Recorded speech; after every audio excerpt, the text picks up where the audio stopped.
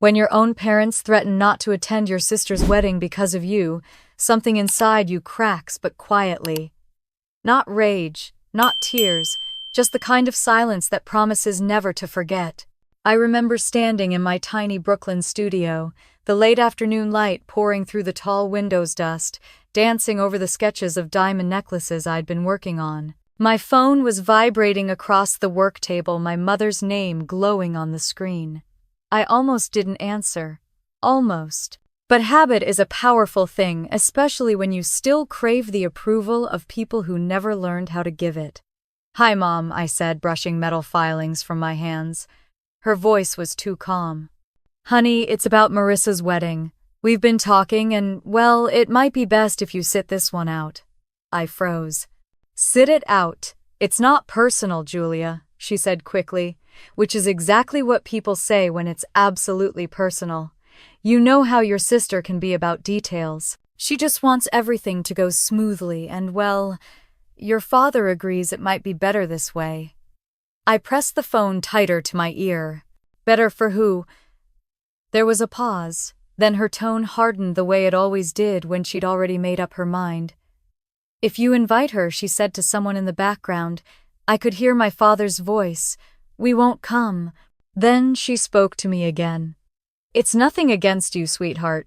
You just have a way of making things complicated."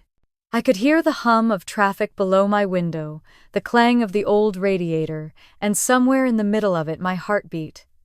I wanted to laugh, to scream, to say something clever, but all I managed was "I understand." Then I hung up. The silence after that call felt heavier than any argument we'd ever had. I stood there for a long time, phone still in my hand, until the screen went black. The city outside went on as if nothing had happened, car horns, laughter from the deli downstairs, but inside everything stopped. I walked over to the corner of my work table where an old family photo sat tucked behind a jar of gemstones. Christmas 10 years ago. Marissa in a silk dress, our parents glowing beside her, and me half hidden behind a poinsettia, smiling like I belonged there. I wasn't sure if I ever did. I thought of the way my father always said, "You have potential, Julia, but potential doesn't pay the bills." Or how Mom used to sigh when I talked about opening my own jewelry line, as if creativity were a phase I'd outgrow. They'd never said they were ashamed of me, but shame has a language all its own. It hides in the pauses, the looks exchanged across a dinner table, the invitations that never arrive. Last Christmas was the perfect example. I'd brought a bottle of wine I could barely afford, Argentinian Malbec, my favorite. My father laughed. "You shouldn't have, literally. We drink Bordeaux here." Everyone chuckled, even Marissa, the golden daughter, who always found a way to make my discomfort sound like my fault. Mom poured the wine anyway, pretending not to notice the sting. That's what she always did, covered humiliation with hospitality. I told myself it didn't matter, but standing there in my studio, now I realized those moments had piled up tiny cuts that never healed. I set my phone down, careful, like it might explode. My reflection stared back at me. From the dark window, 27 messy bun silver dust on my fingers, wearing the same apron I'd had since college. Not glamorous. Not the kind of daughter you'd display proudly at a wedding full of hedge fund heirs and political donors.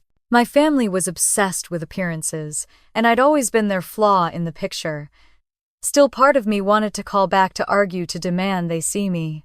But what good would it do? They'd made their decision, and this time I wouldn't beg for space at their table. I was done asking to belong. I took a deep breath and walked back to my workbench. The sketches waiting there felt suddenly different, like proof that I existed beyond their approval. My latest design, Eclipse, a necklace shaped like the shadow of the moon over a diamond sun, glinted under the lamplight. I traced its curve with my fingertip, remembering what my mentor once told me: jewelry is born from what's missing. You fill the empty spaces with light. Maybe that's what I'd been doing all along, turning the absence of love into something worth wearing. The memory of my father's words echoed again. You have a way of making things complicated. Maybe he was right. Maybe I complicated the neat little world they lived, in a world where Marissa was perfect, and I was the reminder that perfection was fragile. I poured myself a glass of cold coffee from the morning, sat down, and opened my laptop. My inbox was overflowing with orders from boutique clients, a few inquiries from influencers, and one subject line that froze me: proposal, Cartier collaboration. I blinked, reading it twice. It was real. I clicked it open, heart hammering. They wanted to discuss licensing my Eclipse collection for an upcoming campaign and exclusive partnership. I leaned back in my chair, laughing softly into the empty room. The irony was sharp and satisfying. While my family was busy, uninviting me from their idea of success, the world I'd built quietly on my own was finally starting to notice. They didn't need to know. Not yet. Some victories taste better when they're served in silence. Outside, the sky over Brooklyn turned amber and then deep blue. I watched the city lights flicker to life one by one.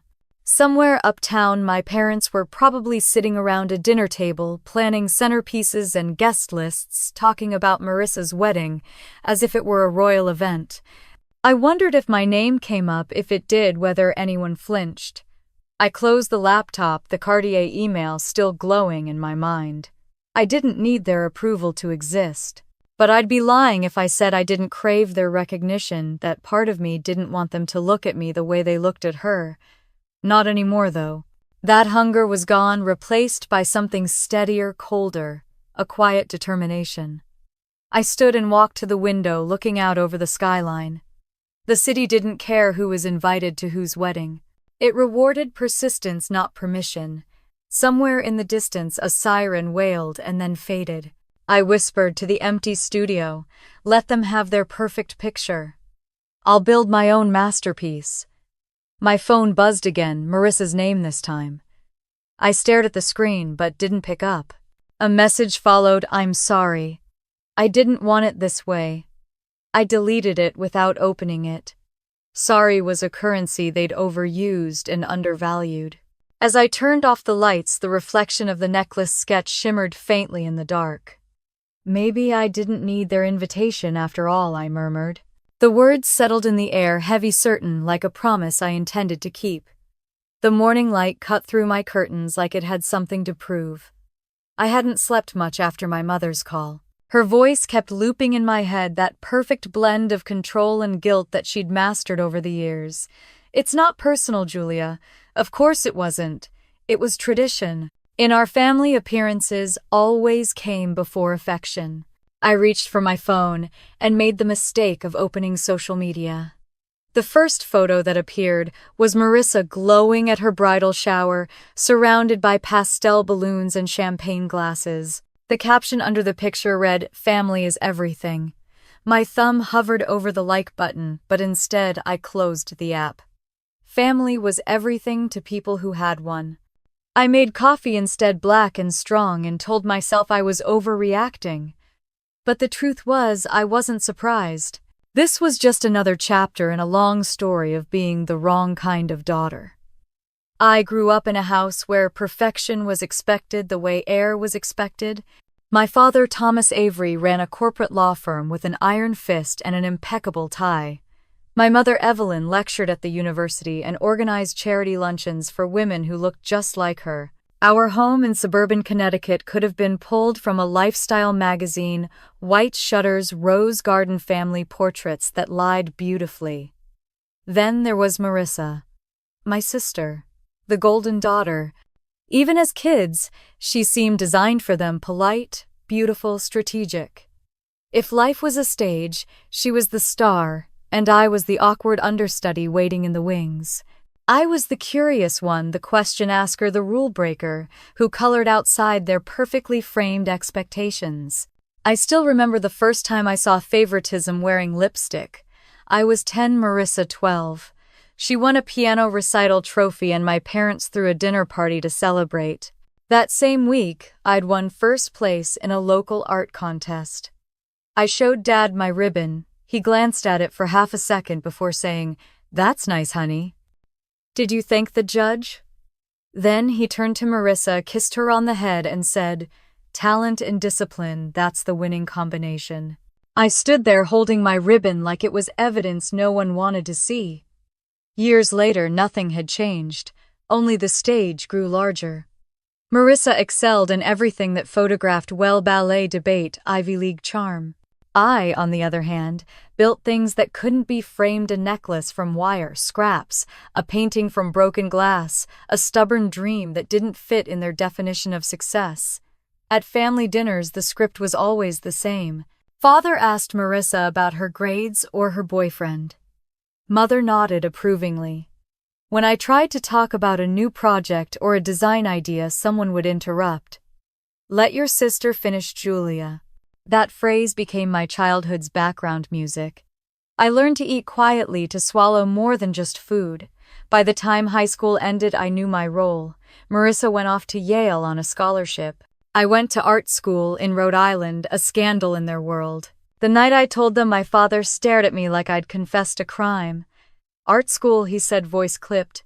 "You're wasting your mind." My mother tried to soften it. "You'll come around, sweetheart. Everyone does." But I didn't. I packed my things, took the smallest suitcase, and left before dawn. College was liberation wrapped in debt.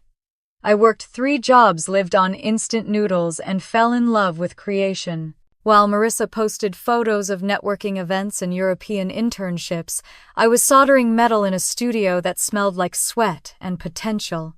I called home sometimes, mostly out of habit. My mother's voice was always distracted, backgrounded by the sound of another dinner party. "We're so proud of your sister," she'd say before hanging up. When I graduated, I expected maybe a small celebration. Instead, my father sent a text: "Congratulations. You've always been creative." No punctuation. No call. Just distance. I saved that message anyway. It reminded me what not to expect. 2 years later, when Marissa got engaged, the house turned into a museum of joy. My parents hosted dinners, tastings, fittings. I was invited, of course, but only to play my part, the decorative disappointment who adds character.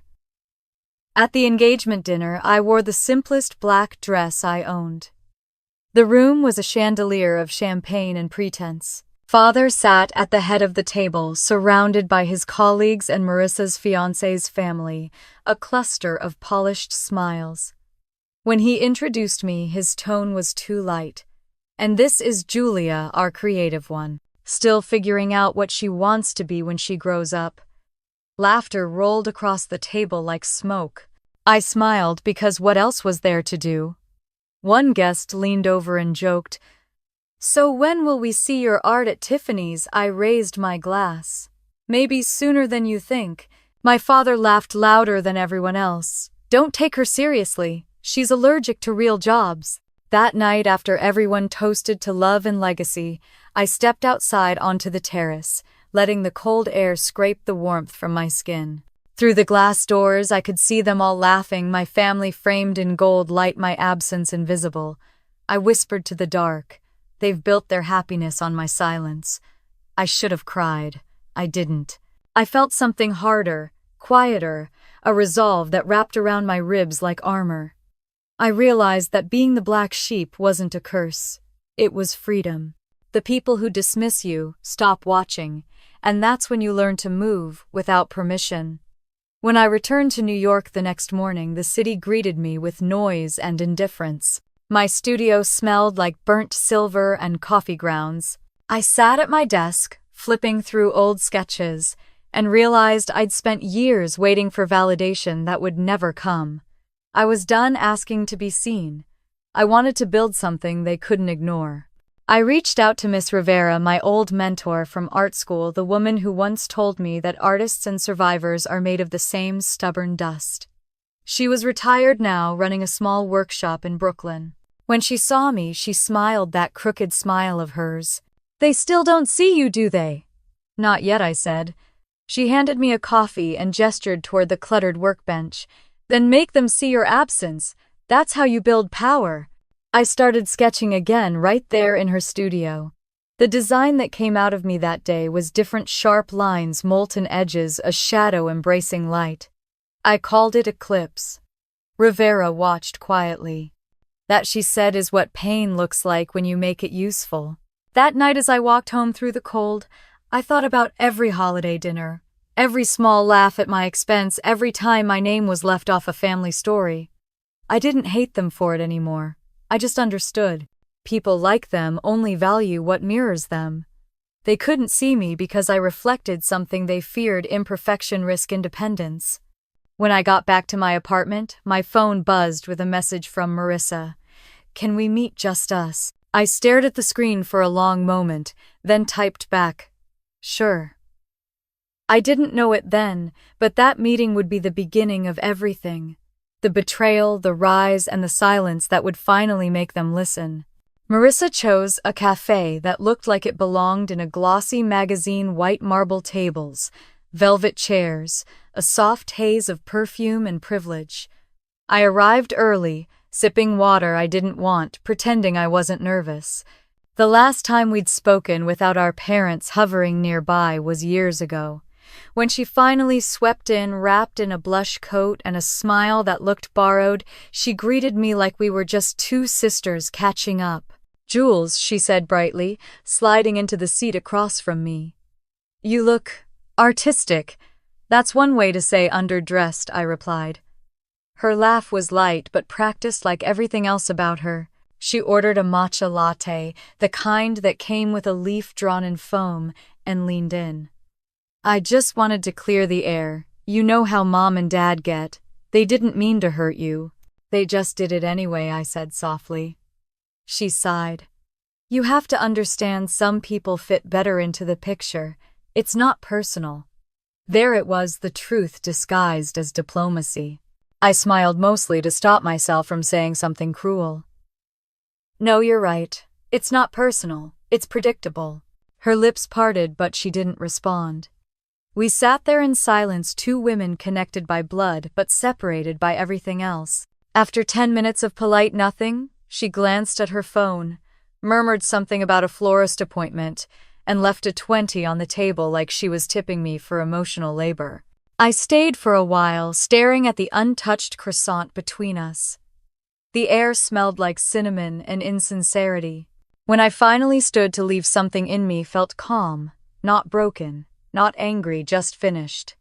On the walk home, I didn't cry. Instead, I detoured to a supplier I'd been avoiding for weeks, the one that sold raw stones and metals in bulk. I bought more than I could afford. That night, back in my studio, I worked until my fingers blistered. I poured every ounce of humiliation into design. Pain, when molded right, has symmetry. The sketches began to take form: rings that looked like shattered crowns, earrings shaped like fractured moons.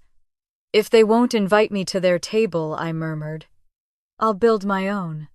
Miss Rivera stopped by the next evening, her silver hair tied back, the scent of tobacco following her. She looked around at the chaos: metal filings, wax molds, empty coffee cups, and raised an eyebrow. "Ah, so they poked the bear." "Something like that." She ran her finger over one of the designs. "Eclipse," she said, recognizing the pattern. "You're finally not asking for permission." "I'm done asking for anything," I replied. She chuckled. "Good. Real artists are born from disrespect." Under her guidance, I began working on something larger than a few pieces of jewelry, a vision. I contacted an old friend from design school, Nate, a web developer who'd been freelancing from his apartment in Queens. Together, we built a digital storefront, anonymous and clean. I chose the name Aurelia, Latin for gold, but also a reminder that even what glows can stay hidden. "No face, no story," I told Nate. "Just brilliance." He grinned. "That's the most you sentence I've ever heard." The site launched quietly. No fanfare, no family emails, no champagne toast. Orders trickled in. At first, boutique clients, a few art collectors. Then Miss Rivera's connections began spreading the word. One morning, I woke up to find my inbox full. A stylist from Los Angeles wanted a custom piece for a red carpet event. 2 weeks later, an actress wore it, and suddenly Aurelia wasn't a secret anymore. Still, I kept my name buried. I signed emails as J. Avery. Let them underestimate me a little longer. The work consumed me. Days blurred into nights. I skipped meals, ignored texts, burned through coffee like oxygen. But with every piece that left my hands, something in me healed. Success became my therapy, precision my revenge. Then came the invitation that almost ruined it. Dinner at home this weekend, my mother texted. Marissa insists. I nearly laughed. They'd uninvited me from her wedding, yet somehow I was expected to show up for dinner, like the family mascot. I didn't reply right away. That night, as I was packaging a new set of designs, Miss Rivera called. They're pulling you back in, aren't they? She asked. How do you always know I've lived longer? People like that only reach out when they need a mirror to check their reflection. I smiled faintly. I'll go. Just once, she exhaled. Be careful, Querida. Revenge makes good fuel but a terrible destination. I'm not looking for revenge, I lied. I just want them to see I was never small, she sighed. That's the first step toward revenge. 2 days later, as I was finalizing a shipment, my phone buzzed with a new email. The sender line made my breath catch. Cartier International. The subject, proposal, collaborative design feature. I read it 3 times before it sank in. They wanted Aurelia to contribute to their new campaign, an exclusive partnership. I forwarded it to Miss Rivera with just 2 words, it's happening. Her reply came within minutes, make them regret every silence they gave you. The timing couldn't have been more poetic. While my parents were polishing their silverware for yet another dinner party, the world I built in their blind spot was about to eclipse theirs. But poetic timing has a cruel sense of humor. A few hours after the Cartier email, I received a voicemail from my mother. Julia, sweetheart, she said in that voice that always managed to sound like pity wrapped in politeness. I heard you're making jewelry now. How sweet. Maybe you could design something for Marissa's rehearsal dinner, keep yourself involved somehow. I played it twice. Each word stung, but not the way it used to. This time it felt like proof. Proof that I'd outgrown their language of condescension. I texted back, I'm already involved. You just don't know it yet. That night I worked until dawn. The city slept, but I felt wide awake, alive in a way I hadn't been in years. My hands moved without thought, shaping the foundation of what would become my next collection inheritance. Every curve, every diamond placement carried a piece of my story. What they denied me, I carved into art. A month later, Aurelia went viral. A celebrity wore one of my necklaces on the cover of Vogue, and overnight sales exploded. My inbox filled with offers, interviews, invitations. I ignored most of them. I preferred the mystery. The world was guessing who I was, and my family still had no clue. The silence between those 2 realities was intoxicating. By now, I had enough money to pay off my student loans, expand my studio, and even hire help. Nate managed the tech side full-time. A small team of artisans joined the workshop. The brand grew faster than I could process. And yet, when I sat at my desk late at night, surrounded by gold dust and unfinished sketches, I felt something else too, anticipation. Because I knew what was coming. My parents had no idea that Aurelia's biggest investor, Nova Global, was about to sponsor Marissa's wedding venue, the same cathedral my mother had bragged about for months. They'd never connect the dots, never imagine that the brand plastered on those donation banners belonged to the daughter they'd written off. They wanted a perfect event. I was going to give them one they'd never forget. Before shutting down for the night, I glanced at the Cartier contract again. My signature looked sharp under the company seal, decisive final. For the first time, I didn't feel like a shadow. Outside, the first snow of winter was beginning to fall. I stepped onto the balcony, the city lights reflecting off the flakes like glitter. The air was cold, but it felt clean. I whispered to the night, they'll see me soon enough. And when I went back inside, I caught my reflection in the window. For the first time, I didn't see the daughter they left out. I saw the woman who would make them remember. The ivory envelope lay on my doormat like a dare. Thick paper gold trim, my name spelled wrong again, Miss Julie Avery. They couldn't even get that right. Inside was the official invitation to Marissa's wedding, all roses and scripted fonts dripping with money and hypocrisy. A small handwritten note from my mother was tucked inside. Of course you're welcome to attend the ceremony. Please just remember no distractions. I laughed a short sound that didn't feel like amusement, so this was it, their version of an olive branch. A formality wrapped in control. 1 week ago I was the family embarrassment they wanted to erase. Now, apparently I was good enough to sit quietly in the background of their perfect day. I left the invitation on my work table next to my sketches. Even when they let me in, I said out loud, "They make sure I know where the door is." That night my phone buzzed. My mother's voice came through sweet but sharp. "Marissa wanted you to have the invitation. She's trying to include you, darling. Don't make it difficult." "I thought you said it was better if I didn't come," I said. That was before she changed her mind. She replied quickly, like she'd rehearsed it. "It's her wedding, Julia. Be gracious." "Always am," I said. She exhaled. "Just don't turn it into a scene." I smiled to myself. "You'll have to trust me, Mom. I've learned how to be invisible." When the call ended, I stood there in my quiet apartment, staring at the city lights flickering beyond my window. They still thought silence meant surrender. They still believed I was the same daughter who used to shrink under their expectations. They had no idea what kind of storm I'd been building in that silence. A memory rose without warning, my father's voice at one of Marissa's birthday dinners years ago, laughing as he introduced me to his colleagues. "This is Julia, our creative one. She's still figuring out what she wants to be when she grows up." The table erupted in polite laughter. My mother smiled too tightly. Marissa looked away. I'd smiled then as well, because that's what you did in our family. You performed your humiliation gracefully. Now I wasn't smiling. The week before the wedding, the rehearsal dinner was held at a country club outside Hartford. I hadn't planned on going, but curiosity has a cruel way of sounding like closure. I arrived late, just as the valet attendants were lighting the last of the lanterns. Inside, the ballroom glowed gold and white, filled with people who smelled like old money and arrogance. The first thing I noticed was how perfectly out of place I was. While everyone floated in blush and champagne tones, I wore black, simple, sleek, deliberate. I caught the way heads turned when I entered, whispers flickering like candlelight. "Who invited her?" Marissa spotted me from across the room, her expression flickering between surprise and caution. She walked over, her smile carefully arranged. "You came," she said, air-kissing my cheek. "Mom was worried you'd feel awkward."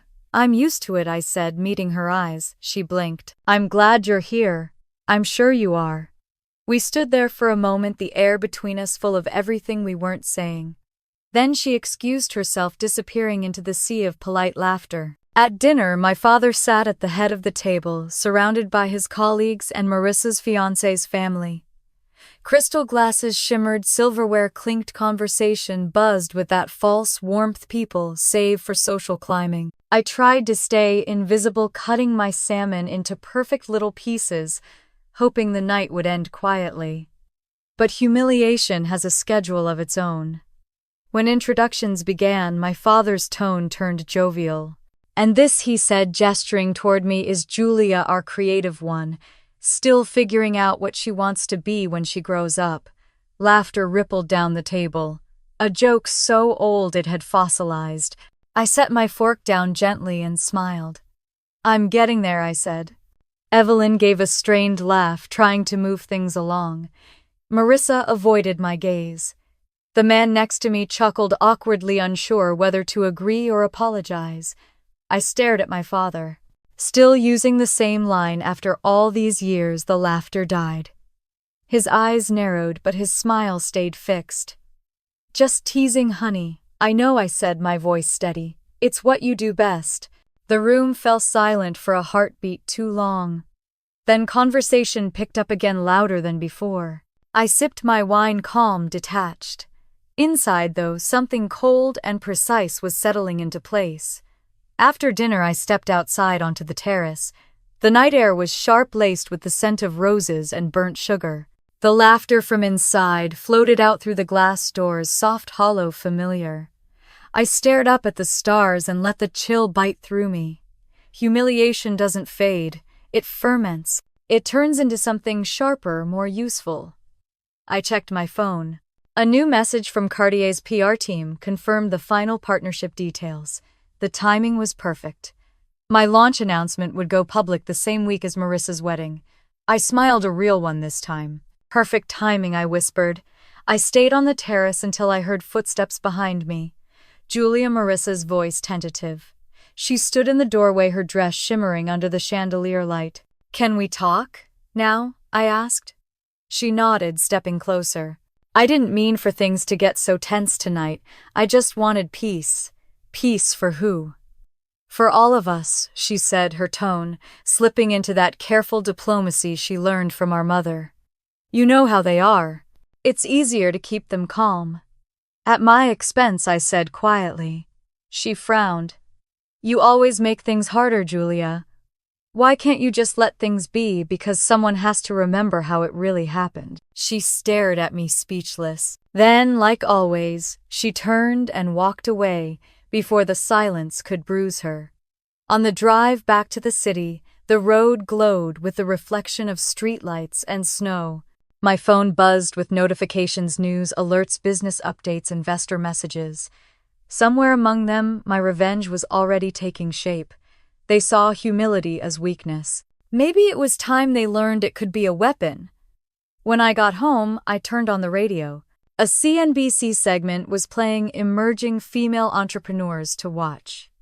One name on everyone's radar, the anonymous founder of Aurelia, a luxury jewelry brand redefining modern design. I leaned back in my seat, listening to my own ghost story. "Invisible works," I murmured. Over the next few days, I buried myself in work. Orders flooded in. Vogue requested samples for their spring issue. The studio hummed with purpose, every clang of metal and spark of flame a small symphony of vindication. At night, I watched the news coverage of the upcoming Avery Grant wedding, every segment polished, perfect, hollow. They were building a monument to illusion. I was building a legacy of substance. The morning before the wedding, I finished the final piece of my inheritance collection. A necklace shaped like entwined hands, one letting go, one holding on. The design felt like closure made tangible. I locked it in its case and stared at it under the lamplight. "They wanted me gone from the story," I whispered. "They had no idea I was writing the ending." The city outside my window pulsed with light, restless and alive. I thought of the cathedral in Connecticut, the laughter waiting, the cameras flashing. Let them have their show. When the curtain finally rose, I'd be the one they never saw coming. Some revenge begins with shouting. Mine began with silence. The morning after the rehearsal dinner, I woke to the muted hum of the city and the smell of burnt coffee.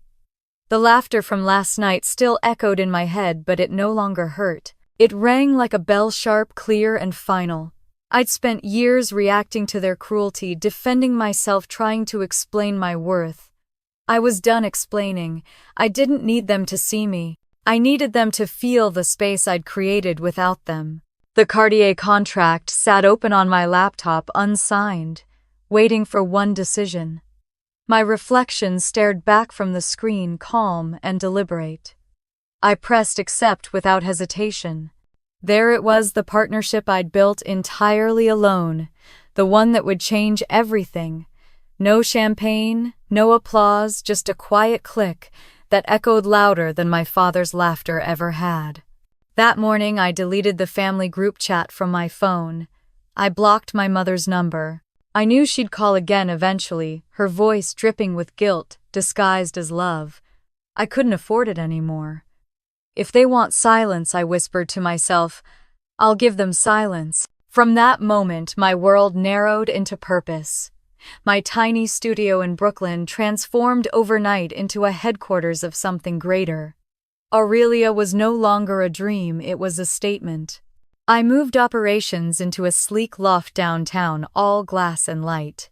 My new team was small but sharp: Kayla, a marketing strategist with too much caffeine in her bloodstream; Theo, a craftsman whose hands turned metal into poetry; and Mina, the digital mastermind, who knew how to make mystery trend. They didn't know my real last name. To them, I was J. Avery, private, precise, obsessive. I preferred it that way. The less they knew, the freer I was. The weeks blurred. We worked 16-hour days, fueled by ambition and good coffee. When the first Vogue feature came out calling Aurelia, the quiet storm of modern luxury orders tripled overnight. Kayla danced around the studio, waving the magazine over her head. "We're in it," she shouted. "You're in it," I smiled, though I never looked up from the sketches. "No," I said softly, "the work is." That was how I liked it. No interviews, no photos, no family name, just results. Late at night, when the city outside turned to a wash of blurred lights, I'd sit by the window and stare at the skyline. The success felt clean, almost cold. I should have felt triumphant, but instead there was a hollow calm, like the quiet before a storm. You know you've already survived. Sometimes I'd hear my father's voice in my head, "Real success comes from stability." "He was right," I murmured once, sipping cold coffee. Just not in the way he meant. One Thursday morning, Mina came rushing into the loft with her laptop open. "You need to see this."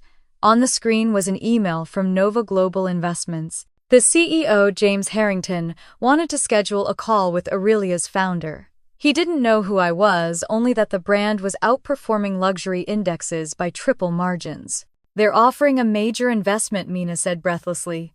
$2.4 million. I stared at the number, steady, unreadable. "Schedule it," I said. We negotiated over encrypted calls, lawyers, and NDAs. When the deal finally closed, Nova's funds hit our accounts before sunrise. 2.4 million. The number pulsed on my monitor like fate tapping its fingers. Funny thing, my family would never know that figure, but one day it would become the price tag of their lesson. That night, as the city rained, I stayed alone in the loft, lights dim, sketching new designs. The metal gleamed under the lamplight, warm and alive beneath my fingers. Every curve, every line carried the quiet defiance of survival. Aurelia's new campaign, the Heirloom Collection, was inspired by betrayal. Necklaces that looked like unbroken chains, bracelets shaped like keys to invisible doors, earrings that twisted into infinity loops. It wasn't just jewelry, it was a confession made beautiful. The press called it revolutionary. I called it therapy. A few days later, while I was finalizing a shipment to London, my assistant walked in holding her phone. "You should see this," she said quietly. On her screen, a news segment played, "Thomas Avery Investments under preliminary review for client mismanagement." I froze. My father's firm. The irony felt surgical. On the TV, an anchor read the story. "With crisp professionalism, multiple clients have withdrawn investments from Thomas Avery's firm following allegations of improper fund handling." What they didn't say, what only I knew, was that Nova Global had pulled 3 of its accounts from his firm weeks ago, redirecting them into mine. Not because I asked them to, but because I made something stronger, smarter, inevitable. I turned off the screen and whispered, "Karma doesn't need an audience." By midnight, the rain had stopped, and the city smelled like electricity and possibility. I sat by the window again, watching the lights flicker across the glass towers. Somewhere out there, my parents were probably pretending everything was fine. Evelyn refilling her wine, Marissa discussing floral arrangements, my father holding court at his crumbling empire's table. And in one corner of the TV, maybe, just maybe, they'd see the words, "Aurelia, the future of modern luxury." I imagined my mother tilting her head, squinting, wondering why the logo felt familiar. "Keep wondering," I whispered. A week later, I received a letter from the Connecticut Arts Foundation. They were hosting their annual charity gala, the same event my family attended every year. The invitation was addressed to Miss J. Avery Aurelia. I smiled as I read it. They wanted me to be a sponsor. "I'll do it," I told Kayla when she asked. "Anonymous sponsorship, no press." She looked puzzled. "Why not show them who you are? This is your moment." "Not yet," I said. "Timing is everything." That became my mantra. I didn't want a confrontation. I wanted revelation, the kind that doesn't need to scream to be heard. The night before the gala, I met Miss Rivera for dinner at a small restaurant in Williamsburg. She looked at me over her glass of red wine, pride and warning in her eyes. You've built an empire, Julia. But don't let it build walls around you. Walls keep things out, I said. I like that. She smiled sadly. Just make sure they don't keep you in. She handed me a small silver charm, an engraving of the word balance. Keep it, she said. You'll need it.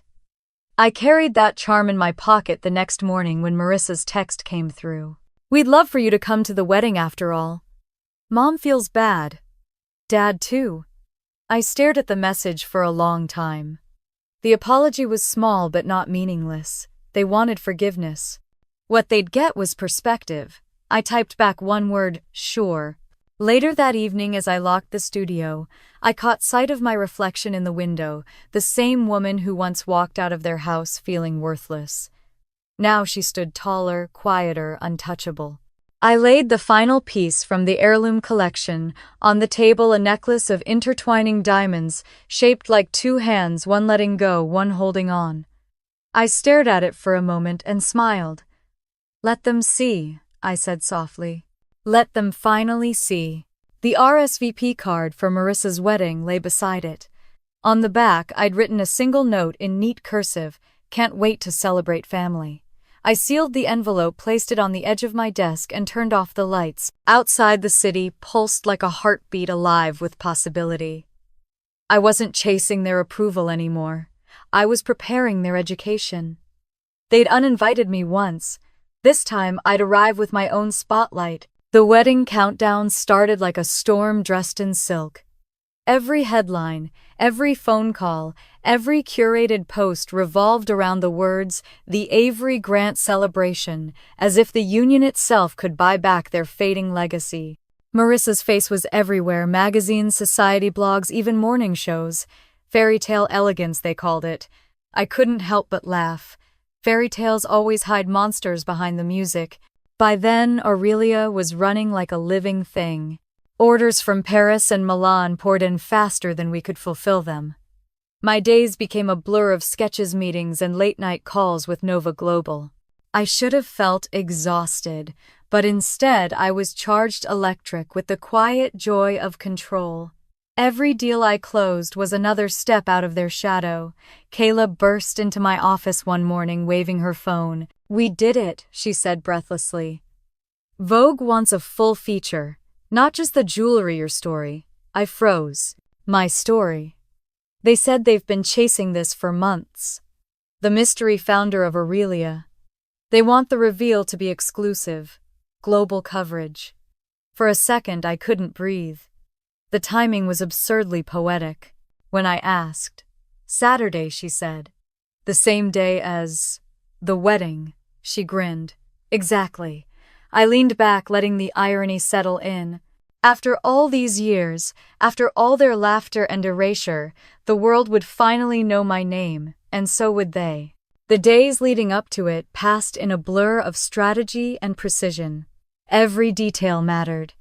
The interview was shot in a minimalist penthouse, downtown, sunlight spilling through glass walls. I wore a black silk gown, and no jewelry except one piece, a sapphire pendant my grandmother had given me before she died. The only heirloom my parents hadn't sold off in their endless pursuit of image. When the photographer asked why I'd chosen anonymity for so long, I said, "Because silence is underrated. It teaches you who listens."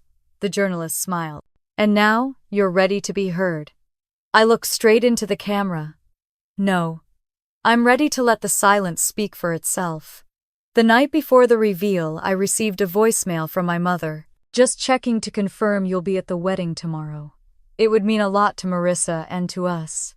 Her tone was soft, practiced, the kind of voice people use when they want something. I didn't respond. I simply turned off my phone and let the message drift into digital oblivion. At midnight, I met with James Harrington, Nova's CEO, in his Manhattan office. The view from his floor made the city look like a circuit board. "You're sure about the reveal?" he asked. "I've never been more sure of anything." He nodded. "It'll go live at 9 a.m. sharp. Your story, your face, your name. The timing's poetic." "It's justice," I said. He studied me for a moment. "You know this will change everything for you and for them. That's the point." He smiled faintly. Good luck, Julia. The next morning, the city woke to my face on every major outlet. Vogue exclusive. Julia Avery, the mind behind Aurelia. Underneath the subhead read, from family rejection to billion-dollar reinvention. Within an hour, my phone exploded. Messages from investors, journalists, strangers. My inbox overflowed with congratulations. But I didn't care about the noise. I cared about one thing: Connecticut. At 9:15, the ceremony began.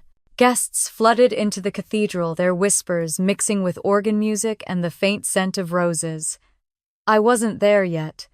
I was still in Manhattan watching the broadcast from my office. Every channel was running the same story, my story. CNBC called me a self-made visionary. Forbes ran a segment on the Avery legacy reimagined. They even mentioned my father's firm. Ironically, Aurelia's meteoric rise coincides with the decline of Thomas Avery Investments. I laughed out loud. It wasn't cruelty, it was catharsis. By 11, I was in a black car heading north. The highway unfurled like memories, sharp and familiar. My driver glanced at me in the rearview mirror. You sure you want to show up in the middle of this circus? I'm not showing up, I said. I'm arriving. When I reached the cathedral, the parking lot glittered with luxury cars and flashing cameras. Photographers swarmed the entrance, their shouts slicing through the cold air. As I stepped out, they froze for a split second, then chaos erupted. Julia Avery, over here. Is it true you're the Aurelia founder? Your family must be proud. I smiled politely and walked past them. The doors opened and the sound of the organ rolled out like thunder. Inside, the ceremony was already in motion. Rows of guests turned, whispers rippling like wind through grass. I found a seat near the back, calm and unbothered. Marissa stood at the altar, radiant in white lace, her hands trembling as she recited her vows. My parents sat in the front row, Evelyn poised, Thomas stoic. They had no idea the world outside those walls had already changed. When the priest announced, "You may kiss the bride," the crowd erupted in applause. I clapped too quietly, watching my mother dab the corner of her eye with a tissue. Then her phone buzzed. I saw it, the flicker of confusion as she read the alert. The next buzz came seconds later, then another. Thomas leaned over, frowning. His own phone lit up. Whispers began spreading down the pews. Is that the same Avery Waite? Her daughter, the one from Vogue? The moment their faces changed, shock bleeding into disbelief, I felt something inside me unclench. Outside, reporters were already gathering. Cameras zoomed on every expression, every crack in their perfect facade. By the time the newlyweds stepped outside for photos, journalists were shouting questions. Miss Avery, how does it feel knowing your daughter just made Forbes' billionaire list? Evelyn tried to smile. We're proud of her. The lie tasted sour even from where I stood. I watched from a distance, hands clasped behind my back, as the illusion shattered piece by piece. The same people who once pitied me now looked at my family with curiosity and awe. My father's voice, once booming and confident, trembled as he tried to laugh it off. Well, she's always been ambitious, he said. Marissa caught my eye across the courtyard. Her face was unreadable, part shock, part envy, part something else entirely. I didn't wave. I just nodded once. When the press finally dispersed, I slipped away, leaving them to manage their own noise. I drove back to the city in silence, the world outside moving in slow motion.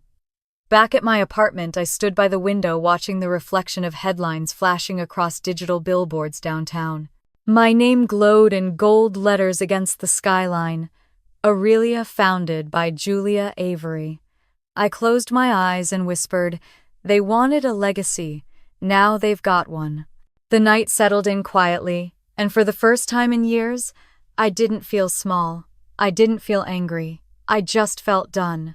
Still, somewhere deep inside, a small ache stirred, the kind that comes when victory feels heavier than expected. Revenge doesn't erase the past. It just redefines it. When I turned off the lights, the city was still awake, glittering with 1,000 reflections of my name. I stood there for a long time, letting the silence stretch. Tomorrow they'd call me powerful, brilliant, unstoppable. But tonight I was just the girl who had finally stopped asking for permission to exist. The sun rose over Connecticut like it was mocking the family beneath it. The Avery estate shimmered under the morning light, polished to perfection, but nothing about it felt real anymore. The wedding week had begun, and while the press called it a celebration of love and legacy, I knew better. It was camouflage, my parents' last desperate attempt to hold onto relevance while the foundation beneath them cracked. By now, Thomas Avery Investments was bleeding money. The whispers had started days ago. Clients pulling out, regulators sniffing around, board members suddenly unavailable. But none of that stopped my mother from arranging imported orchids or hiring a string quartet to play in the foyer. Appearances were oxygen in that house. She'd die before she let anyone see her choke. I watched it all unfold through my phone screen from Manhattan, scrolling through the glossy chaos. The online headlines made me laugh. The Avery dynasty continues. Love, wealth, and family power. All lies wrapped in lace. What the world didn't know, what my family still hadn't realized, was that their dynasty now stood on the ashes of mine. Aurelia had quietly consumed their empire's oxygen, one investor at a time. I hadn't destroyed them. I'd simply built something stronger while they were busy pretending I didn't exist. That morning, while the mansion buzzed with pre-wedding hysteria, I was in my penthouse loft overlooking the river. The city pulsed with life, and my world was finally in rhythm with it. Kayla stood by the window scrolling through her tablet. It's official, she said. The Vogue piece has been shared over 8 million times. I took a sip of my espresso unmoved. Let them talk, she smirked. You're trending #1 worldwide, Julia. People love a revenge story, especially one that sparkles. I looked out at the skyline.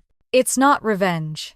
It's justice that photographs well. My phone buzzed again, a call from James Harrington at Nova Global. You've set the internet on fire, he said, voice low and amused. You do realize what this means.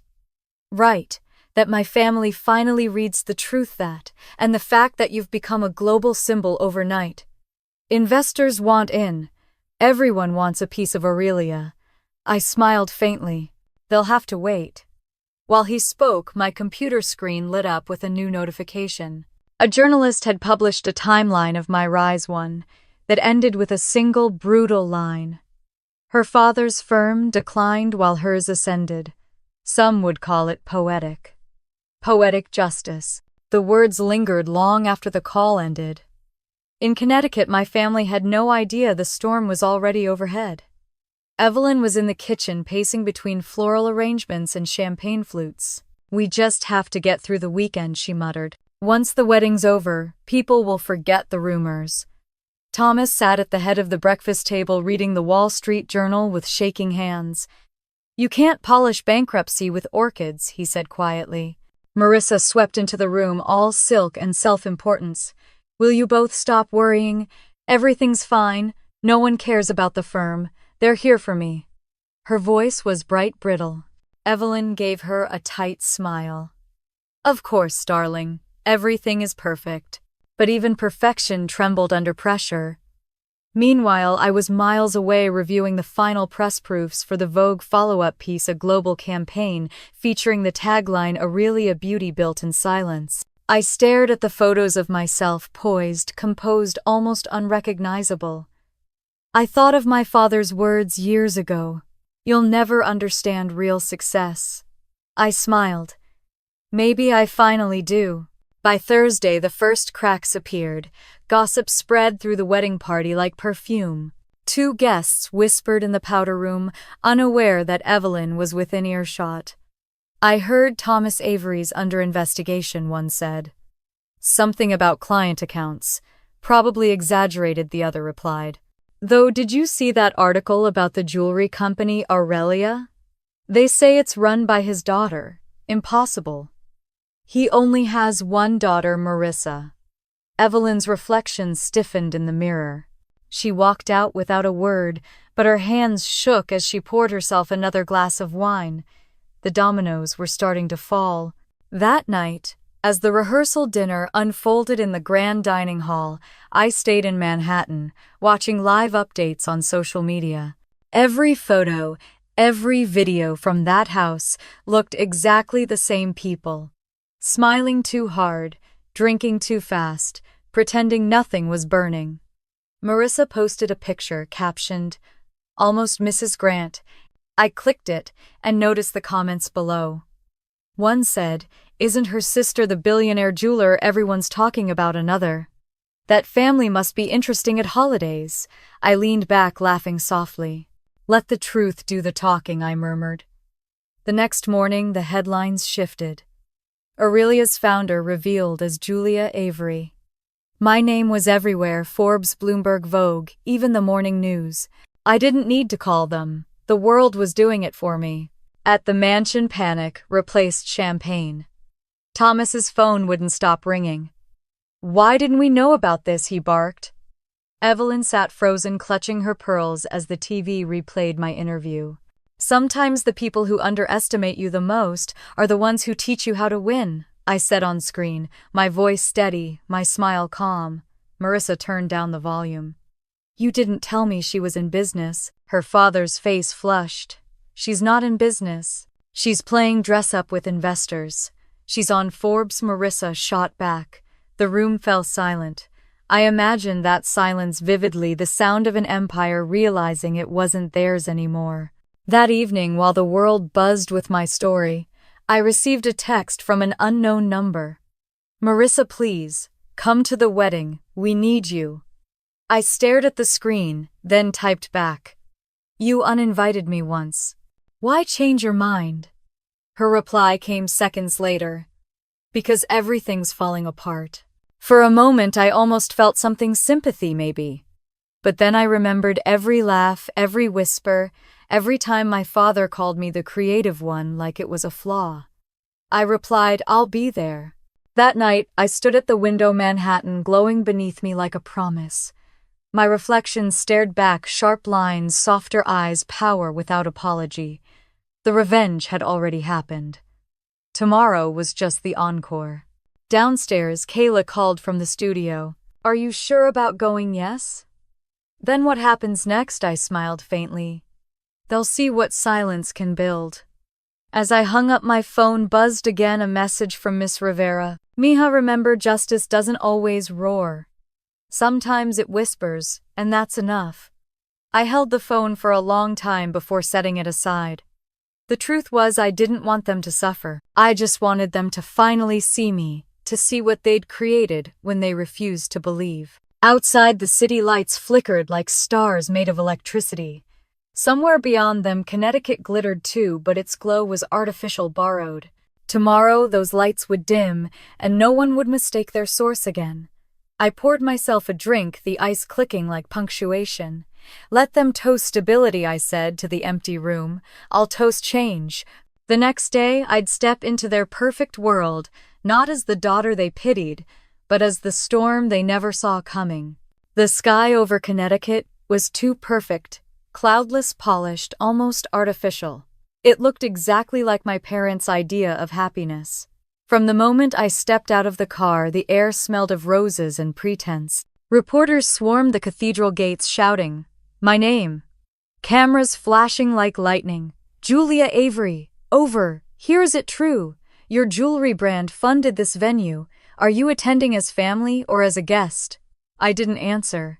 I just smiled, the kind of smile that hides 1,000 secrets, and walked past them, my heels echoing against the marble steps. My gown was gold, soft, but commanding, the kind that caught light instead of reflecting it. The whispers followed me inside. "That's her, the billionaire sister." The cathedral was a masterpiece, white pillars, stained glass, enough gold leaf to shame a museum. But all I saw was the irony. The same people who'd once told me I didn't belong had turned my story into their scenery. As I made my way down the aisle, guests leaned in to stare. I caught the priest's raised eyebrows, the bridesmaids' whispers, the slight tightening of my mother's jaw. My father's expression froze somewhere between surprise and damage control. For the first time, I didn't look away. I took a seat near the front where every camera could see me. The music began, violins sweet and heavy, and the ceremony unfolded like a movie everyone had already memorized. Marissa appeared at the doors, radiant in white lace, her face framed by perfection. The crowd stood. She walked slowly, smiling like she'd been practicing it her whole life. When her eyes found mine, the smile faltered just for a second. Good, I thought. You should know the story changed. The vows felt endless. Every word about love and family sounded like someone else's language. I clapped when they kissed polite and measured, then sat back down, letting the applause wash over me. On the outside, I was calm. Inside, I was fire wrapped in silk. By the time the reception began, the sunlight had shifted into gold. The ballroom glimmered with chandeliers and champagne. It was everything my parents ever worshipped: appearance, approval, applause. But something in the air had changed. The reporters didn't care about the couple anymore. They cared about me. I walked through the room as quietly as I could, but silence followed me like shadow. That's her, someone whispered. The founder of Aurelia. Her collections worth millions. When I reached the table, my mother rose automatically, her smile sharp as glass. You came, she said through clenched teeth. I always keep my promises, I said. Her eyes flicked toward the cameras, then back to me. Behave. My father forced a laugh, raising his glass. To family, he said. To earning it, I replied, clinking his glass. The sound rang like a warning bell. The guests pretended not to notice the tension, but they felt it. It buzzed in the air like electricity before a storm. When the toasts began, the best man droned on about love and loyalty. My mother dabbed her eyes for the photographers. I just watched her. Everything about her shimmered: the diamonds, the gown, the practiced poise. But I saw the tremor beneath it. I saw the fear of losing control. My father took the microphone next. Family is everything, he began, his voice smooth but strained. We build, we guide, we endure. He glanced at me for the briefest moment, his words faltering, and sometimes he continued, we learn. I raised my glass again, meeting his stare. Sometimes we do, I said softly. A few people clapped. Most didn't know why. After the toasts, I stepped outside for air. The night was cool, the stars sharp against the black sky. I leaned against the marble railing, watching the lights reflect off the fountain. Inside, the laughter sounded far away. Footsteps approached behind me. You planned this, didn't you? My father's voice, low, heavy, carrying the weight of 1,000 small cruelties. I turned slowly. Planned what? The timing, the articles, the cameras. You couldn't just let her have one day. Funny, I said. That's exactly what you said to me years ago. He frowned. What are you talking about? Every time you cut me down in front of them. Every joke, every reminder that I wasn't enough.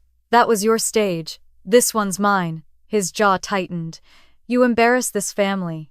No, I said quietly. You did. I just stopped covering for you. The silence between us was long and sharp. For a moment, I thought he might actually apologize. Instead, he turned and walked away. His retreat felt smaller than victory. Back inside, the band had started playing, and the guests were gathering around the cake. Marissa stood by the table, champagne in hand, her eyes flicking between me and the crowd. I made my way toward her, calm, deliberate. When I reached her, she gave a tight smile. You look incredible, she said, her voice trembling. So do you, I replied. Everything you wanted came true. Her eyes glistened. Except the part where everyone's talking about you. I tilted my head. Maybe next time don't uninvite your good luck charm. She exhaled shakily. Was this revenge? No, I said, my voice steady. This was recognition. Her lip quivered. You made me look like a fool. You did that yourself, I said gently. But don't worry. The world forgets faster than you think. Then I handed her a small velvet box. A gift. She hesitated before opening it. Inside was a diamond necklace from the heirloom collection, the piece I'd finished weeks ago, the one inspired by betrayal and rebirth. Her eyes widened.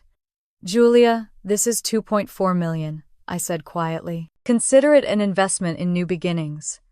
The room fell silent as she read the card attached. For new beginnings built on truth. The crowd gasped. Photographers snapped photos like vultures. My mother's face turned pale, my father's expression unreadable. I smiled calm as the eye of a storm. Congratulations, Marissa. For a second, no one moved. Then someone started to clap. Slowly, others joined. The applause spread through the room until it drowned out everything else. But I wasn't listening.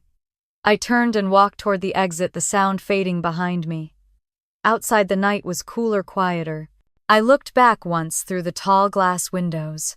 My family stood frozen, my mother gripping her wineglass, my father staring into nothing, Marissa clutching the necklace like it was evidence of something too big to name. I stepped away from the light. They built their kingdom on appearances, I whispered. I built mine on truth. The drive back to the city was silent. My phone buzzed non-stop with headlines, praise analysis. I ignored it all. The revenge was already complete. The recognition was just the echo. By the time I reached Manhattan, the city was glowing with its usual indifference. I stood at my window staring out over the skyline, feeling neither triumph nor guilt, just peace. They would call it humiliation. They would call it karma. But to me it was something simpler. It was balance. And sometimes, balance is louder than revenge. The morning after the wedding, my name was everywhere. Every major outlet had the same headline, in slightly different words, from outcast to icon Julia Avery redefines family and fortune. The photos were almost cinematic. Me, stepping out of the cathedral gold gown, glowing under the morning light, my parents frozen behind me like two ghosts watching history correct itself. I sat on my balcony, barefoot, coffee in hand, watching the city move. The noise below didn't touch me. I should have felt proud, maybe even satisfied. But what I felt was stranger, a kind of stillness that comes after a storm when you're not sure if you've won or just survived. Inside, my phone buzzed endlessly. Messages from investors, designers, journalists. Some congratulating me, others begging for exclusives. My assistant had tried to filter the chaos, but it was impossible. I was no longer a secret. I was a story. The stock for Aurelia doubled within 24 hours. Vogue's site crashed from the volume of traffic. My inbox was a battlefield of opportunity. And yet I didn't open a single email. I just watched the skyline and thought about the silence that followed victory. By noon, the world had already shifted its gaze from the wedding to me. The family that once pitied me was now a backdrop in my success. But Connecticut was burning quietly. Reporters camped outside my parents' mansion, their microphones hungry. Mr. Avery, how do you feel about your daughter's success? Did you know she was the founder of Aurelia? Will the family collaborate with her moving forward? My mother closed the gates and refused to comment. My father stayed inside, lights off, blinds drawn. Marissa, I heard, left for her honeymoon early, though the photos showed her eyes swollen beneath layers of makeup. They had built a legacy on pretending, and now the truth had turned into their headline. That evening, I received a text from an unknown number. Proud of you. Always should have been, Mom. For a moment, I didn't know whether to laugh or cry. The timing was too late, but the sentiment wasn't meaningless. I didn't reply. I needed space between acknowledgement and forgiveness. Later that night, I met James Harrington for dinner at a quiet restaurant overlooking the river. He ordered champagne. I stuck to water. You broke the internet, he said, raising his glass. How does it feel to be the most talked about woman in New York? I smiled faintly. Loud. He leaned forward. Loud isn't bad. Loud gets remembered. Maybe, I said, but peace gets lived. He studied me for a moment, his expression softening. You've built something extraordinary, Julia. Don't let it consume you. I won't, I promise, though even as I said it, I wasn't sure I believed it. When I returned home, I turned on the TV. CNBC played a feature on Aurelia's rise. Avery's daughter outshines her father's empire, the anchor said, smiling too brightly. Sources confirm Thomas Avery Investments may face federal review following client withdrawals. The image on screen shifted to my father's firm, its once sleek logo now associated with collapse. I muted the sound and stared. It should have felt like justice, but it didn't. It just felt heavy. The next day, I took a walk through Central Park. For the first time in months, I left my phone at home. The air was sharp, the trees bare, the ground still damp from the previous night's rain. Families passed me, children laughing, dogs barking, and I realized how far I'd drifted from that version of life. Everything I'd built was breathtaking, but it existed in solitude. When I got back to the apartment, my assistant Kayla was waiting with 2 cups of coffee. "You okay?" she asked carefully. "Define okay." She smiled, setting 1 cup on my desk. "The world adores you right now. You should be celebrating." "I think I already did," I said quietly. Just not sure what I was celebrating. She hesitated, then said, "They're saying your father's firm might go under. I thought you'd want to know." I looked up. "I know. You don't feel guilty," I met her eyes. "Guilt is what they used to keep me quiet. I'm done with that." The words came out calm, but my chest tightened anyway. Later that night, I poured myself a glass of wine and sat by the window again. The city glowed alive, relentless, unaware of its own noise. I thought about the girl I used to be, the one who waited for permission to exist. I didn't miss her, but I mourned her just a little. My phone buzzed again, another unknown number. "Dad wants to see you." For a long time, I didn't move. I just stared at the message, unreadable. Then I typed back, "When tomorrow, he's not doing well." The words landed like a weight I hadn't realized I was still carrying. The next morning, I drove to Connecticut. The sky was gray, the air heavy, with that pre-storm stillness that always felt like warning. When I reached the house, the gates opened without a guard. My mother stood at the door, her hair undone, her face pale. "Julia," she breathed, her voice cracking. "Thank you for coming. Where is he?" "In his office. He hasn't left in 2 days." I walked down the hall that once felt like a museum of perfection, marble floors, family portraits, polished banisters. Everything gleamed, but it smelled of dust and regret. When I reached his office, the door was half open. My father sat at his desk, the room dim, except for the gray light leaking through the curtains. The man who once commanded boardrooms with a voice like thunder now looked smaller, older, quieter. He didn't look up when I entered. "Come to see the ruins? I came to see you," I said. He laughed, dry and brittle. "You already saw me at the wedding. You made sure of that." "That wasn't my plan," I said softly. "No?" he asked, finally meeting my gaze. His eyes were bloodshot, but the sharpness remained. "You wanted to make me feel small. Congratulations." "I didn't want to make you feel anything," I said. "I wanted you to see me." He exhaled heavily, rubbing his temples. "I saw you, Julia. I saw you sitting in this house, wasting potential, chasing dreams that made no sense. I saw you throwing away everything I built for you. You saw what you wanted to see," I said. "You never looked at me. You looked at the version of me that didn't threaten your reflection." He leaned back in his chair, exhaustion settling into his shoulders. "And now you've built your empire. You've won. What's left for me? Maybe peace," I said. He gave a small, bitter laugh. "There's no peace in losing everything." "You didn't lose everything, Dad," I said. "You just lost control." The silence stretched between us, thick and fragile. Then something in his face shifted, a flicker of the man I used to admire before I learned what admiration cost. "You sound like your mother," he said. "She was always the quiet one.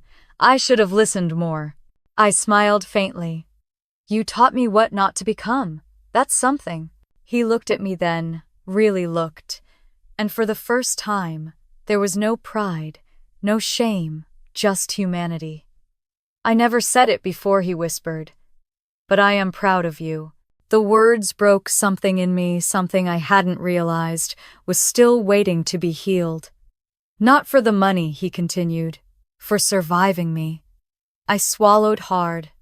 Then maybe we both survived. We sat there for a while, neither speaking. Outside, the rain started soft and steady against the windows. When I finally stood to leave, he reached for my hand. His grip was weak but steady. "Thank you for coming," he said. I nodded. "Goodbye, Dad." He shook his head slightly. "Not goodbye," he murmured. "Just peace." As I walked down the hall, my mother was waiting, eyes red. "Did he listen? He heard me," I said. "That's a start." She touched my arm gently. "You did what you had to do." "I did what he taught me to do," I said, stepping out into the rain. The drive back to the city felt different this time, lighter, quieter. The road that once carried my anger now carried release. The revenge was complete, but it didn't feel like victory. It felt like closure, heavy, necessary, and final. And as the skyline came into view, I whispered to the empty car, "The story's not about how they broke me anymore. It's about how I stopped letting them." It had been 12 years since I'd driven down that winding Connecticut road, but the trees still leaned over like they were guarding old secrets. The iron gates stood open this time. No security, no ceremony, just silence.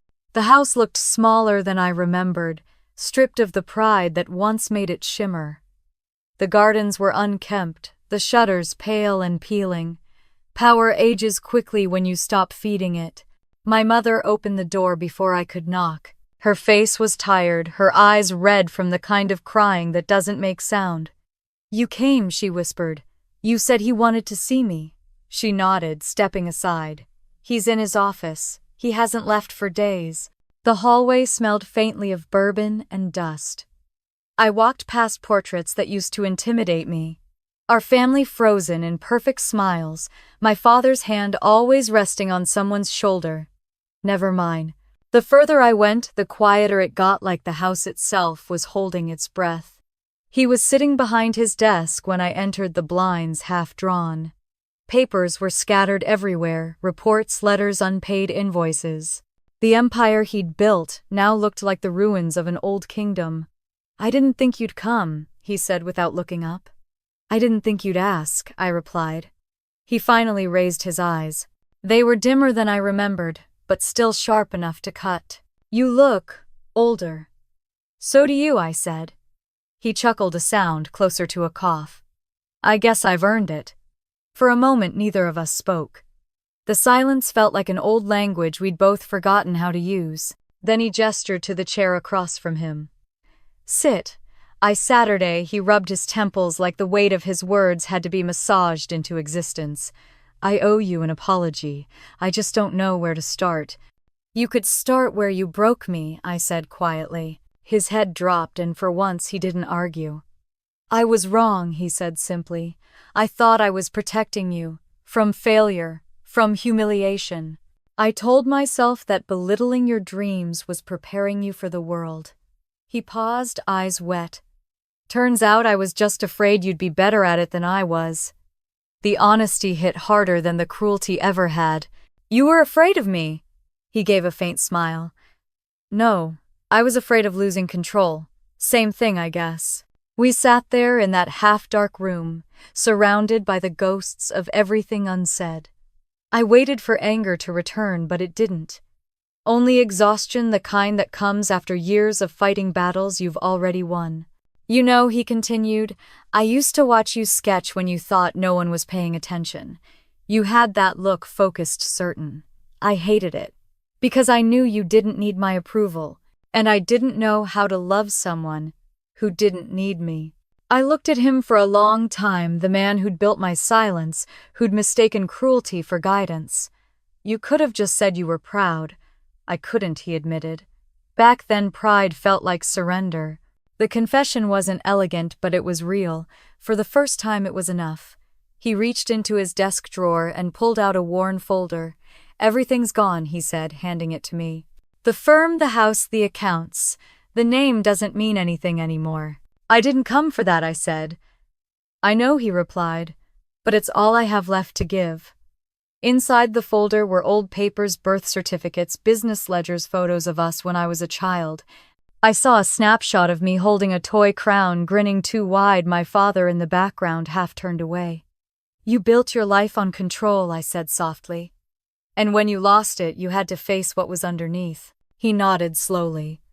Turns out there's not much left under all that pride. There's more than you think, I said. You just have to stop pretending it's power. He looked up at me, and for the first time I saw something human regret, raw and fragile. You're stronger than I ever was, he said. No, I said. Just quieter. A faint laugh escaped him. That's worse. I smiled despite myself. Maybe. We sat in silence again. The rain started gentle against the windows, washing the tension out of the air. He reached for a small box on his desk and slid it toward me. Your grandmother's pendant, he said. I was going to sell it when things got bad, but I couldn't. She said it was meant for you. I opened it. The sapphire glimmered faintly under the weak light. You taught me numbers, I said. She taught me meaning. He nodded. She'd be proud. I stood holding the pendant in my palm. Maybe that's enough. When I turned to leave, he said my name softly, almost unsure. Julia. I looked back. He hesitated, then said, You were never my failure. You were my lesson. Something inside me loosened a knot that had been there for years. Goodbye, Dad. He shook his head weakly. Not goodbye. Just peace. I left the office with that word following me down the hall. My mother was waiting near the staircase, clutching a mug she'd forgotten to drink from. Did he listen? She asked. He heard me, I said. She nodded, tears gathering. He needed that. So did I. She reached out and touched my arm. Stay for dinner, I hesitated. The house still smelled like the past. But then I saw the flicker of hope in her eyes, the same woman who'd spent her life filling silence with smiles. For tonight, I said. We ate in the kitchen instead of the dining room. The table was bare except for 3 plates and a simple meal. For once, no one performed. My mother told stories about her teaching days. My father listened more than he spoke. At one point, she laughed an unpolished, tired sound that felt like truth. When the meal ended, I helped clear the dishes. My father tried to stand but couldn't. Sit, I told him. I've got it. He smiled faintly. You always did. Later, as I stepped outside, the rain had turned to snowlight, soft, forgiving. I stood on the porch and breathed in the cold air. The house behind me glowed faintly through the windows, no longer a fortress, just a home, trying to remember how to be one. I don't hate you, I whispered, though he couldn't hear. I just stopped needing you to believe in me. The words drifted into the dark, dissolving like smoke. Driving back to the city, I thought about how strange peace felt, quiet, steady, undeserved, but welcome. The road gleamed with melted snow, reflecting the headlights like scattered glass. When I reached my apartment, the skyline was waiting fierce and alive. I unclasped the pendant and set it on my desk beside my sketches. The metal was cool against my fingers, heavy but grounding. The man who once told me I'd never understand success was gone. And maybe finally I did understand it. It wasn't money or applause. It was walking away without bitterness. For years I'd chased revenge to silence the echoes of his laughter. Tonight the silence was mine, and it sounded like freedom. The first morning after I visited Connecticut, sunlight poured through my window like a quiet benediction. For the first time in years, I woke without anger pressing against my ribs. The city outside was already alive, horns, chatter, energy, but inside everything felt still. I brewed coffee, stood barefoot by the window, and realized I wasn't running anymore. I wasn't chasing approval or revenge or ghosts. I was standing exactly where I wanted to be. On my desk, the sapphire pendant my father had given back to me glinted in the light. Next to it lay a sketch I'd started the night before, thin lines forming the outline of an open door. I stared at it for a long time, then picked up my pencil and wrote one word beneath the image: reborn. By noon, I was sitting in the conference room at Aurelia's headquarters, surrounded by my team. Kayla had her tablet open. Theo was sketching adjustments to the next collection, and Mina was scrolling through analytics. For months, I had built everything around precision. Every marketing move, every design decision, but today was different. I closed my laptop and said, "It's time to do something that actually matters." Kayla raised an eyebrow. More than making billions, I smiled. Much more.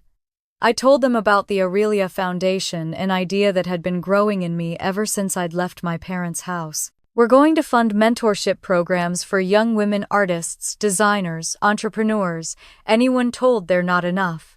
We'll provide grants, workshops, real opportunities. Success shouldn't be a privilege. It should be a possibility. Theo blinked. You're serious. Completely. The room went silent for a moment. Then Kayla grinned. You're going to break the internet again. I shrugged. Let's hope it's for the right reasons this time. A week later, we held a press conference. The cameras flashed the microphones, leaned close, but I didn't hide behind anonymity anymore. I wore white, a quiet declaration of peace, and spoke simply. I spent years building an empire out of defiance, I said, but defiance only takes you so far. The Aurelia Foundation isn't about power, it's about purpose. If you've ever been told to stay quiet, this is your invitation to speak louder. The room erupted with applause. Flashbulbs went off like fireworks. But behind all the noise, I felt something soft and emotion I hadn't recognized in a long time. It wasn't pride, it was freedom. That night I met James Harrington for coffee at our usual spot near the river. He slid a newspaper across the table. The headline read, Aurelia founder turns fortune into philanthropy. Legendary, he said with a grin. You could have retired a goddess. Instead, you're becoming a saint. I'm allergic to sainthood, I said. He laughed. Then what's this really about? Balance, I said. I've spent too long taking. Now I want to give something back. He studied me for a moment, then nodded. You've changed. I had to, I said. Survival and peace required different versions of the same person. A week later, I walked past my old studio in Brooklyn. It had been converted into a boutique under Aurelia's label. A young woman stood behind the counter arranging displays. When she looked up, her eyes widened. You're Julia, I said, smiling. Just Julia. She looked nervous. Your story. It's why I started designing. I thought if she could build from nothing, maybe I could too. Her words hit deeper than she knew. I bought one of her pieces before leaving a rough, beautiful bracelet that reminded me of where I'd started. By spring, the Aurelia Foundation had become more than an idea. It was a movement. The media called it the Redemption Project. Letters poured in from across the country, students, single mothers, women rebuilding after loss. Each story reminded me why I'd begun this journey in the first place. When I finally told my mother about the foundation, she was quiet for a long time. Then she said, Your father would have wanted to see this. He saw what he needed to, I replied. We didn't say more, but for the first time our silence didn't feel like distance. It felt like peace. The gala came in late summer, hosted at the same ballroom that once held Marissa's wedding. The irony wasn't lost on me. The chandeliers still glimmered the walls, still hummed with champagne laughter, but the air was different this time, lighter, genuine. I arrived early. My dress was simple white silk, no jewels, except the sapphire pendant. Reporters lined the red carpet, but their questions were softer now. What inspired this? How does it feel to turn pain into progress? Necessary, I told them. Pain's only useless if it ends with you. Inside, I found Marissa near the stage.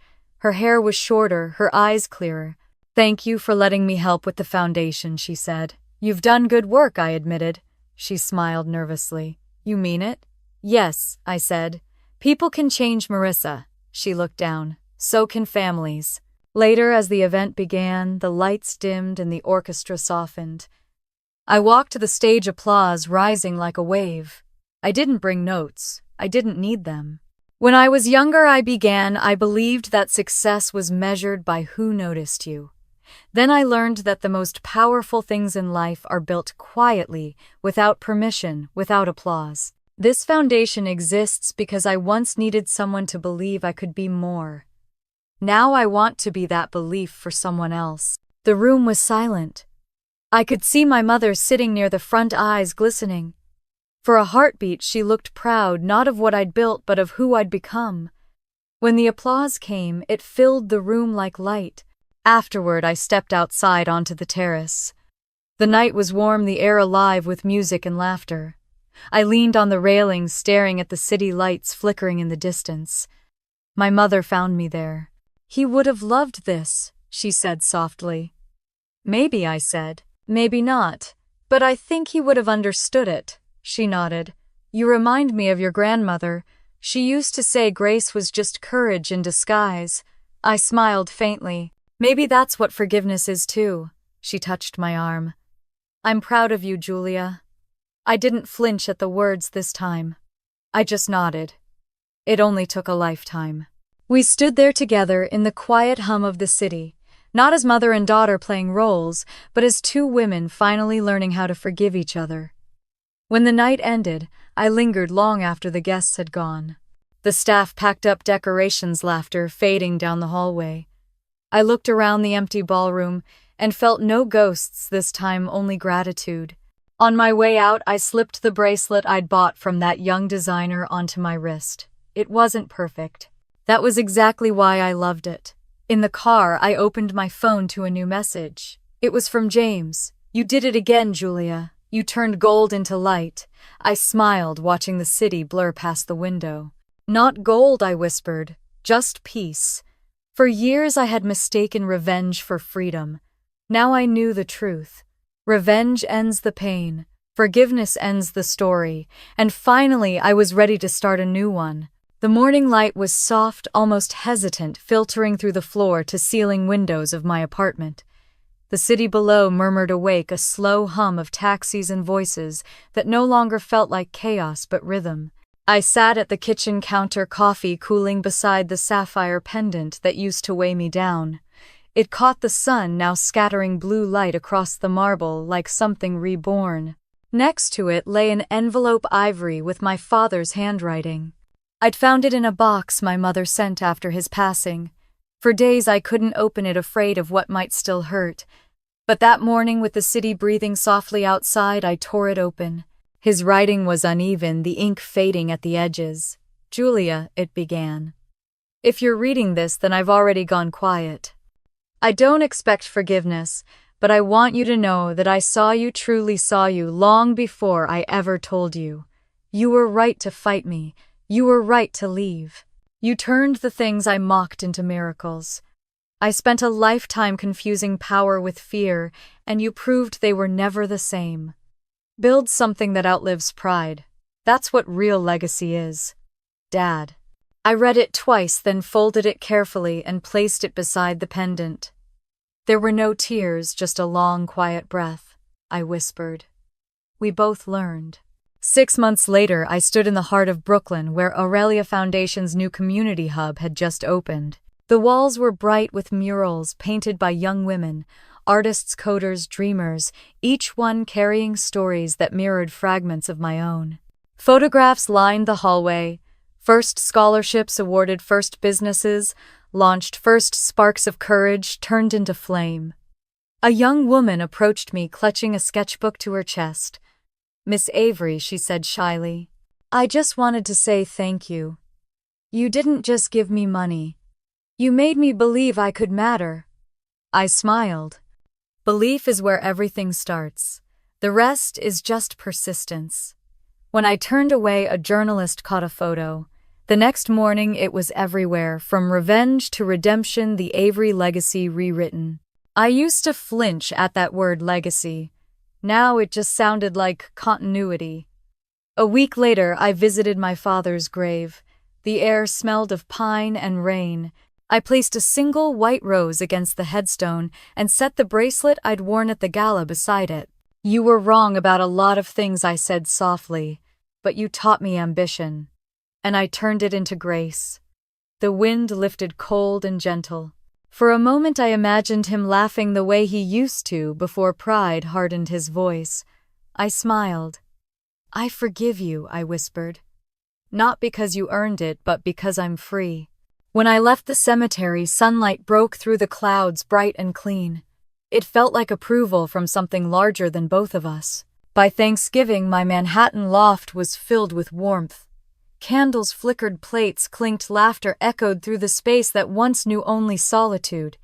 Marissa sat beside me, her hand resting protectively on her stomach. "To forgiveness," she said, raising her glass.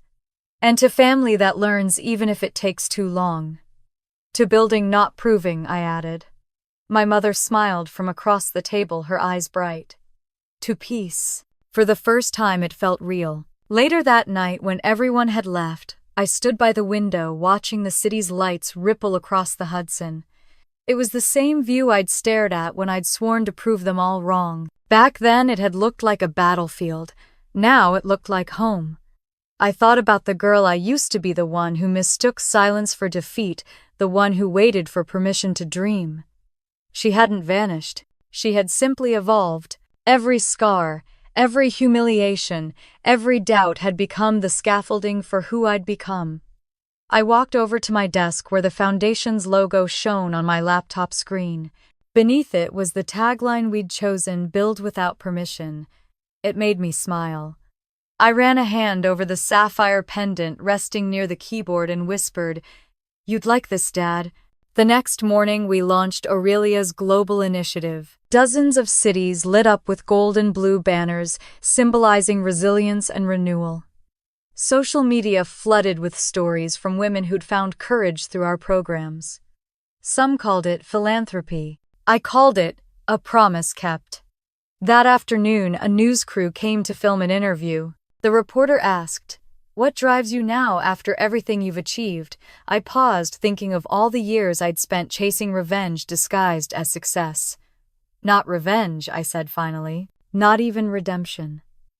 What drives me now is peace and the power of giving others what I once had to build alone."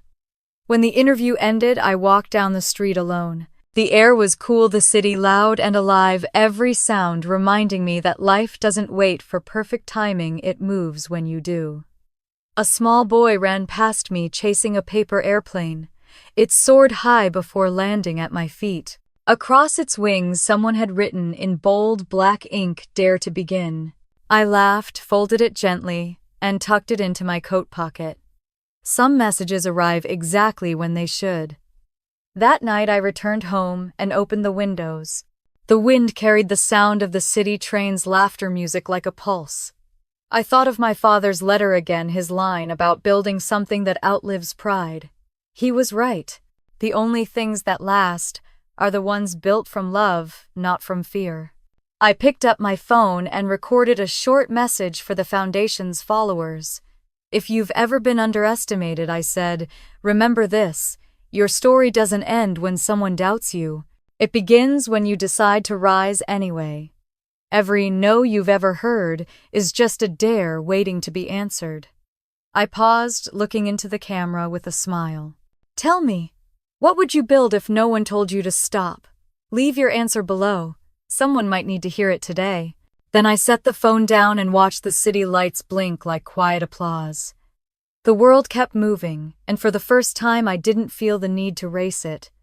I was part of its rhythm now. Revenge had once been my fire. Forgiveness became my light.